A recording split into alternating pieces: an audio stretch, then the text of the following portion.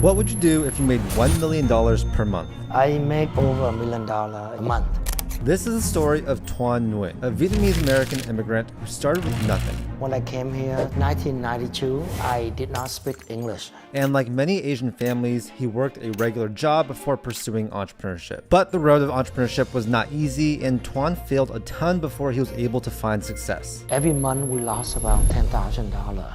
Hey guys, so today we are interviewing multi-millionaire Vietnamese entrepreneur Thuan Nguyen. He's the founder of Loan Factory and one of the most successful mortgage entrepreneurs in the country. Today I want to share his story about coming from Vietnam and basically how he built his whole empire. You're going to be super inspired by his story, so let's get started with the interview. Can you tell us about your name, what business you have, and some of the things that you've done in entrepreneurship? My name is Thuan Nguyen. I founded a company, Loan Factory. It's a mortgage broker, but I founded it 17 years ago. Been up and down a lot, but now we are in the position of expand the company nationwide, and we have so much more potential right now. Can you give the audience a little context about just how successful your business has been? Because I know you guys have hit some really crazy numbers. I myself personally become #1 loan officer in the country 2 years in a row. My own personal production is 11,000 transactions in 2 years. So 11,000 transactions those 2 years. How much volume did you personally do? I myself personally in 1 year did $2.4 billion. Can you tell us about your whole story? Because Sure. I think the audience is going to find that really interesting. When I came here, 1992, when I was 20 years old. Okay, that's when I was born.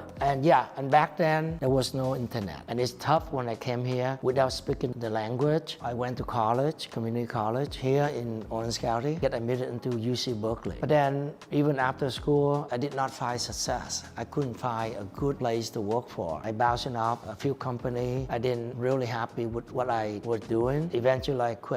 Back then I bought a new house, my first home. And I saw the loan officer that helped me. She didn't do really much and she made good money. So I say, oh, I can do the same thing. That's what triggered me to study and become real estate broker. I did everything myself. Register for the class, finish it, and register for the exam and get the license myself without any experience. For the first year, I did not do well. Of course, nobody teach me, nobody guide me. I decided to went back to work for a startup company in Silicon Valley. But at the same time, I still working on mortgage, part-time. I serve my client well. They see that I work hard for them. They keep coming back and they refer their family and friends to me. So after about 3.5 years like that, my side business, which is mortgage, keep growing. My business did so well, so I decided to quit my full-time job and focus on mortgage exclusively. And it was not easy. The competition is too much. And every month we lost about $10,000 for 3.5 years. We almost shut it down. You know, in Southern California, a lot of realtors,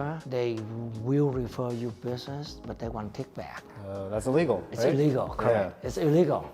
And a lot of realtors call me and offer me, they still want some money, get something. And I said I cannot because it's wrong and I might lose my license. It was a tough choice. Even my staff told me that, Thuan, how about just close one eye and just pay them a little bit, but I said, no, we cannot do it. We have to draw the line because I know that the moment if we do that, we'll get into the habit and my staff just sitting there, nothing to do, basically. After business start picking up, people start realizing that we do business ethically, we don't do under the table, and that's why they trust us. But then rate increased the last 2 years. Most of the company would either lay off or shut down because there's no more business. I have to do something, right? Otherwise, I would be losing so much money. It was difficult for me to let my staff go because we worked together for so long, and they are the one that helped me grow my business, right? I was under a lot of stress, so I pivot.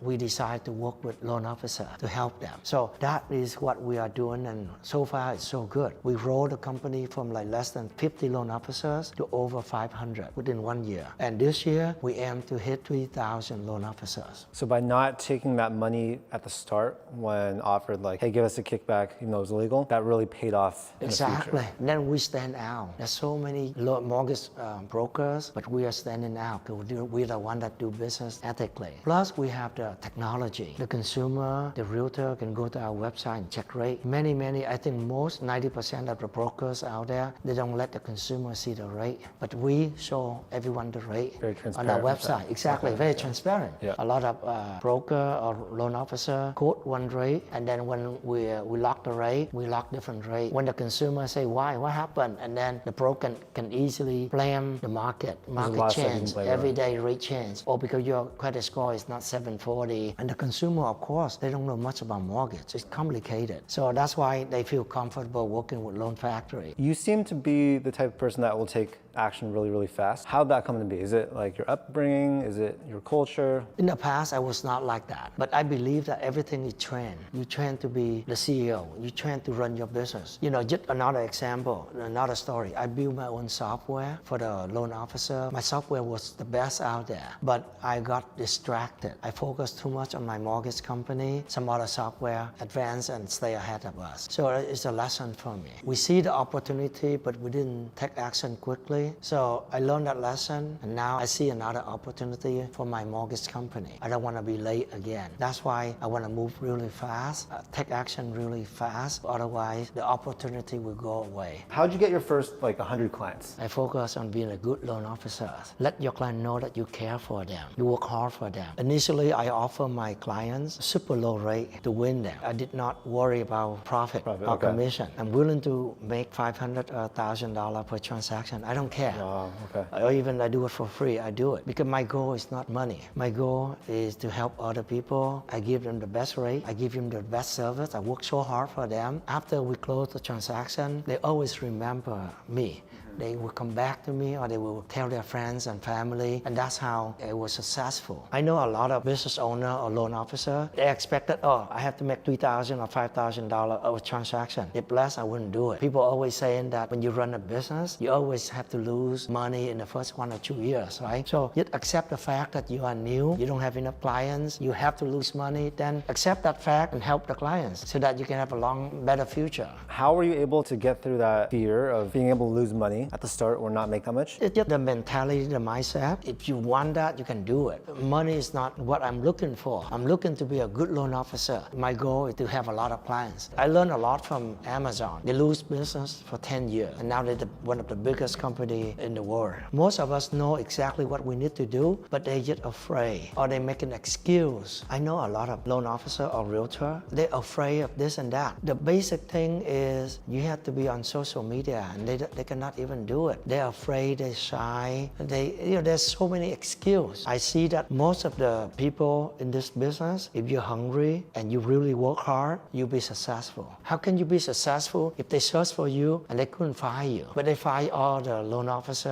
and realtor out there, and then of course they choose a successful realtor or loan officer, right? So you're saying marketing is a huge portion of generating leads and clients. Yeah, those are just the basic. And if you want to do well, do better, then you have to spend money. A lot of people, a lot of realtor and loan officer, they make money, but they don't spend money on advertisement. They don't promote themselves. Then how can you be successful? In any business, you have to spend money on advertisement. What do you guys spend money on for the advertisements? What type of things do you guys do? A lot. I try almost everything. I try put on traditional newspaper, magazine. I try TV. During the pandemic, I went crazy. I do Indian radio, Hispanic radio, and Vietnamese radio. And then I even do billboard on the freeway. I have like 15 billboard across the country. I spend so much money. Can you estimate, during that time, how much money were you spending per month on ads? 500,000 a month, because during that time the customer is everywhere. Everyone refinance. So I figure out that $1 I spend, I can earn back $3. So why not keep spending so that I can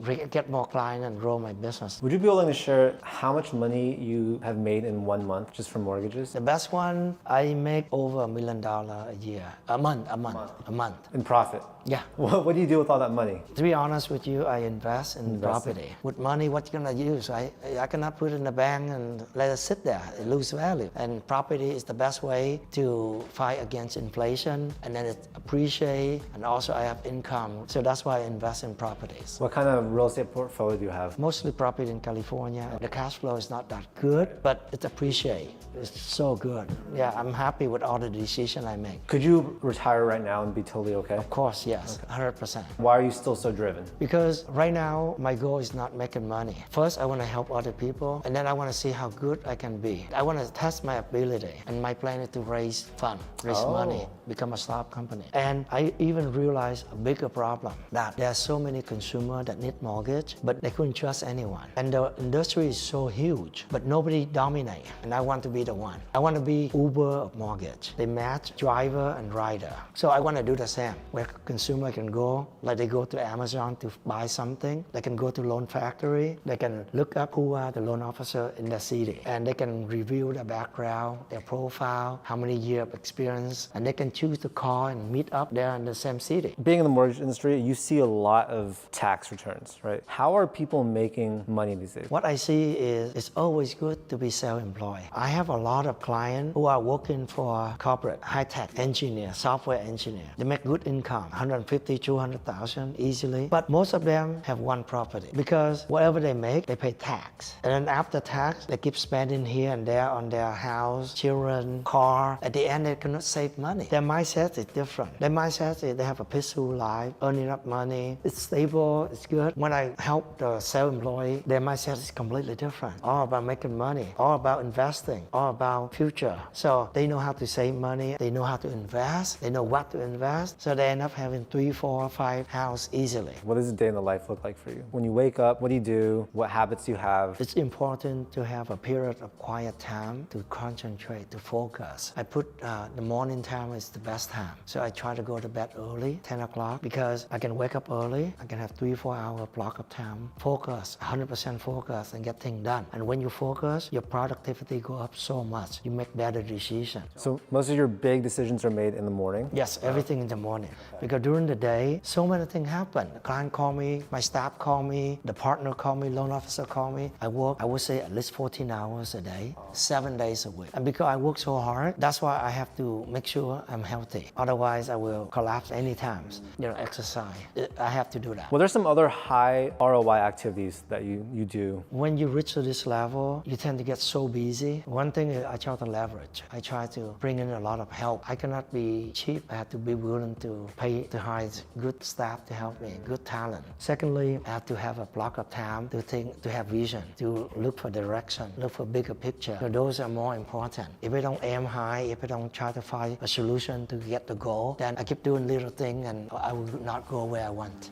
So what does the current structure look like for Loan Factory? Like how many total people do you have in the company? We have over 550 loan officers, and we have about 100 staff to help. And we even have staff overseas. Okay. Vietnam, Philippines, and Colombia. Are there any things that each head manager does to increase the efficiency of their team? We keep ripping up things and change it and improve it. For example, when rate drop, people refinance. We call that refinance boom. Business pick up crazy, but then we don't have enough worker. During the pandemic, everyone refinance. And it takes the lender sometimes more than 2 weeks to touch the loan, to underwrite the loan. One of my good clients, perfect loan, and he want to refinance. So he sent me the application, all the document, everything ready. 2.5 days later, he called me and say, Thuan, what happened? I sent you the whole thing. And now I got mad. I called my manager, say, hey, what happened? And then my manager told me, Thuan, I'm sorry. We are all at capacity. We are working 14 hours a day, 6 days a week, and we cannot process anymore. So it's a lot of money sitting there, and I might lose that money. The client also mad at me too. I lost my reputation. I scratched my head and said, there must be a way. In order to hire someone new and train them, it takes them 6 months. And also nobody have time to train. Everyone too busy working, right? I come up with a solution. We call that assembly line processing. So we break up a processing job into 3 parts: submission, condition, and closing. Assembly line, right? So that way I can hire staff easily. I can hire anyone. I can train them in 2 weeks. Get focused on one thing, do it over and over, then you become an expert. That's how we do things. We never give up. We always try to solve problems. When I see a problem, I want to solve it. And that's why I need the quiet time. I need to figure out how to solve problems.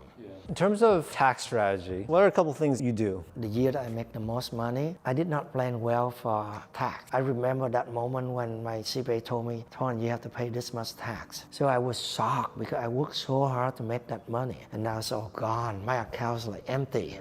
I talked to a few other broker or CPA. They told me that, Thuan, you could have done this. For example, that money, you can buy a yacht and you can fully deduct it. $2 million airplane, deduct the whole thing. Would you have done that? Yeah, why not? Really? Otherwise, I pay tax.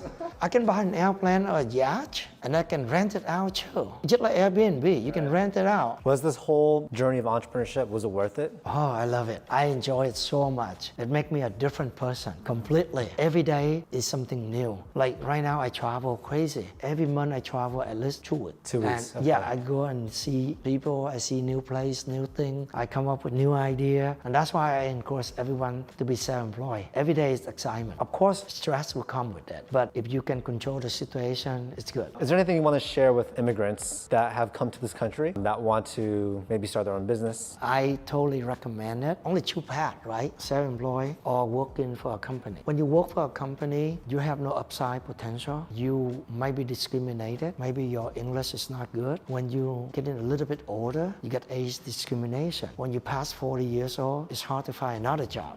Of course, you have a peace of mind. You don't have to worry. You work 8 to 5 and that's it. But you don't have the freedom. The whole year, you only have 2 to 3 weeks vacation. I totally recommend any immigrant to become an owner. How can the audience learn more about you or follow you? Where can they find you? Go to Loan Factory. Everyone can go to Facebook and search for my name, Thuan Nguyen. And I love to be out there and help people. Thank you so much. Thank you. So that's the interview, guys. Really hope you guys enjoyed it. This is gonna be the first of hopefully many in this Immigrant Stories series. And yeah, if you guys got any value from this video, please give this channel a subscribe. That's basically the only thing we ask for. And yeah, hopefully you guys got enough value from this interview to where I earn a subscribe from you guys. We do a ton of content about personal finance, entrepreneurship, and investing. My whole goal with this channel is to inspire you to be financially successful doing the things you love in life. Thank you so much, and I'll see you in the next video. Peace.